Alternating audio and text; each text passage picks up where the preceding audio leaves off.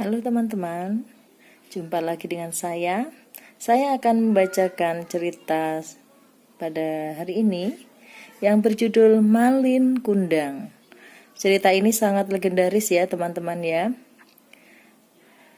Kali ini buku yang akan saya bacakan diterbitkan oleh Lingkar Media yang diceritakan kembali oleh Yudhistira Ikra Negara.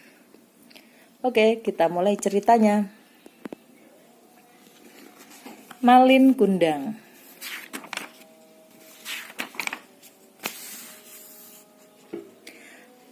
Pada zaman dahulu kala, di daerah Padang, Sumatera Barat, tepatnya di perkampungan Air Manis, ada seorang janda perempuan bernama Mande Rubayah yang hidup bersama anaknya yang bernama Malin Kundang.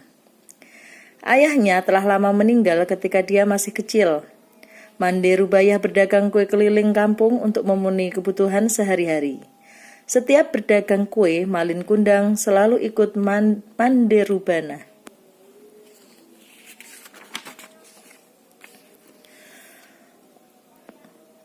Orang-orang tua di perkampungan pantai Air Manis mengenal Malin Kundang sebagai anak yang ringan tangan. Malin Kundang juga dikenal teman-temannya sebagai anak yang baik hati. Dia suka menolong teman-temannya yang memerlukan bantuan.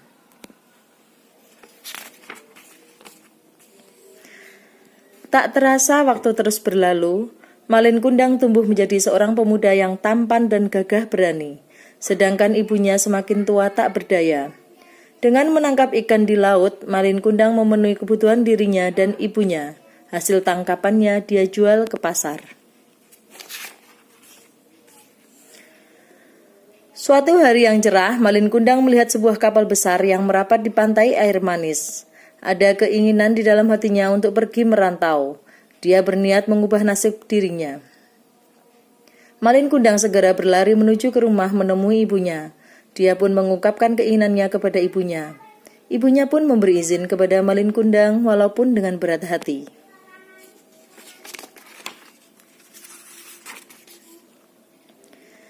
Di pagi hari yang cerah, Malin Kundang dan para pemuda yang pergi merantau segera menaiki kapal besar. Dengan berlinang air mata, Mande Rubayah dan orang tua yang lainnya melepas kepergian anaknya. Dia sudah sering melihat orang-orang tua yang ikut melepas kepergian anak laki-laki untuk pergi merantau ke negeri seberang untuk mengubah nasib dirinya dan keluarganya.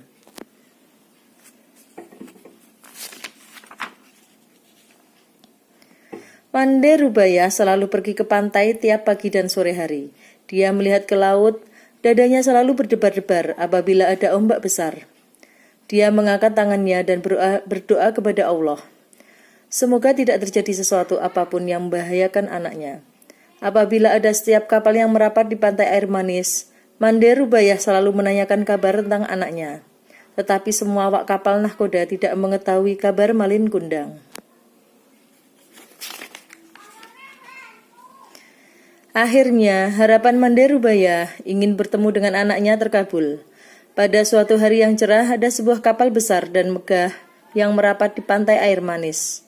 Mande Rubayah dan orang-orang kampung berkumpul menyambut kedatangan kapal itu. Mereka mengira pemilik kapal itu adalah seorang bangsawan yang kaya raya. Sepasang muda-mudi sangat senang atas penyambutan masyarakat setempat. Mande Rubayah yakin bahwa lelaki muda tampan itu adalah anaknya kesayangannya, Malin Kundang. Malin Kundang sangat kaget karena seorang wanita tua renta memeluk dirinya dan mengaku sebagai ibunya. Tiba-tiba istri Malin Kundang meludahi wajah wanita tua itu dan memeluk suaminya. Malin Kundang mendorong ibunya hingga terguling ke pasir karena malu dengan istrinya. Mande Rubayah berusaha memeluk kaki Malin Kundang anaknya, tetapi rasa malu kepada istrinya telah menghinggapi diri Malin Kundang.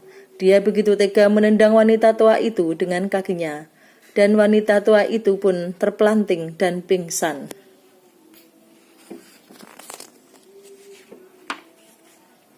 Mande Rubayah telah sadar dari pingsan. Dia melihat sekelilingnya sudah sepi. Dia melihat kapal Malin Kundang sudah berlayar kembali. Hatinya sakit atas perbuatan anaknya. Dia pun segera mengangkat tangannya berdoa kepada Allah. Ya Allah yang Maha Kuasa terhadap segala hamba-Nya, jika dia bukan anakku, aku maafkan perbuatannya tadi. Tapi jika memang dia anakku, Malin Kundang, aku mohon keadilan-Mu ya Robbi. Allah mendengar dan mengabulkan doa Ibunda Malin Kundang. Tiba-tiba cuaca alam berubah, yang tadinya cerah mendadak berubah menjadi gelap gulita. Hujan pun tiba-tiba turun dengan lebatnya. Ada sebuah ombak besar menghantam kapal Malin Kundang. Tidak hanya itu, petir pun menyambar kapal Malin Kundang, dan kapal itu pun hancur terpecah belah menjadi berkeping-keping. Esok harinya cuaca terlihat cerah, matahari memancarkan sinarnya. Burung-burung berkicau gembira menyambut pagi yang indah. Badai laut yang semalam terjadi pun telah reda. Terlihat kepingan kapal yang telah berubah menjadi batu di sebuah kaki bukit Gunung Padang. Itulah kapal Malin Kundang. Tak jauh dari tempat itu ada sebongkah batu berbentuk tubuh manusia yang sedang bersujud. Masyarakat sekitar setempat meyakini bahwa batu itu adalah tubuh Malin Kundang, anak durhaka yang dikutuk oleh ibunya.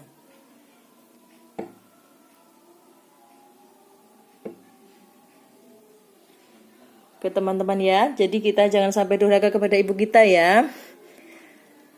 Apapun keadaan kita harus selalu menyayangi ibu kita.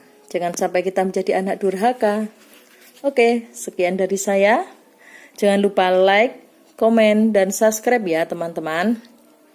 Dan juga klik tombol lonceng untuk mendengarkan cerita dari saya selanjutnya. Sekian dari saya, bye-bye.